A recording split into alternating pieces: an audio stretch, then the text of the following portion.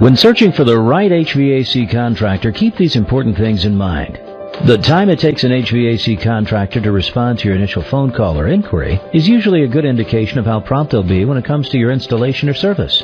Any contractor who asks you to pay for a large portion of the work in advance or to pay only in cash should make you skeptical. How long has a contractor been in business, and what kind of guarantees are offered?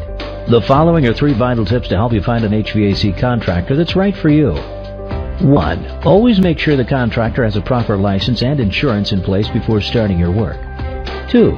A professional will always provide you with an itemized quote so you know exactly what product and services your HVAC contractor plans to provide. And 3. Always ask if they have online testimonials or positive reviews they could direct you to. There's more you should know about choosing the right HVAC contractor. The information we provide could save you time and money. Just visit our website or call us today.